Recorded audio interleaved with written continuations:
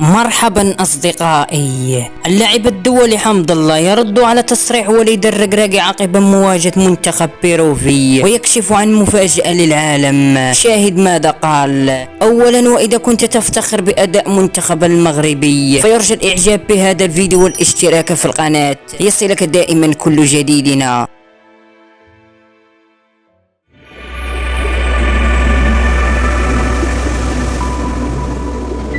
كشف الدولي المغربي عبد الرزاق حمد الله على علاقته مع الناخب الوطني وليد الركراكي في رد منه على تصريحات مدرب منتخب المغربي وليد الركراكي التي أكد فيها عن دعمه الكبير للاعب اتحاد السعودي. وكان رد حمد الله على تصريحات وليد الركراكي بعد مواجهة منتخب بيروفي قائلا إن علاقتي بالركراكي يسودها الاحترام والتقدير المتبادل. أنا هنا لتأدية واجباتي اتجاه بلدي ولا يمكنني إلا أن أكون مسرورا بتواجدي مع منتخب بلدي. أما عن مواجهة بيروفي فيعتبر هذا النوع من المنتخبات صعبا ومشاكسا، والتعادل أمام منتخب بيروفي يبقى إنجازا محترما. وكان الركراكي قد دافع بقوة عن حمد الله في تصريحاته الماضية، مؤكدا أنه معجب باحترافية حمد الله وانضباطه الكبير مع المنتخب. وفي النهاية، إذا كنت فخورا بمنتخب المغربي فيرجى الإعجاب بهذا الفيديو والاشتراك في القناة ليصلك دائما كل جديدنا.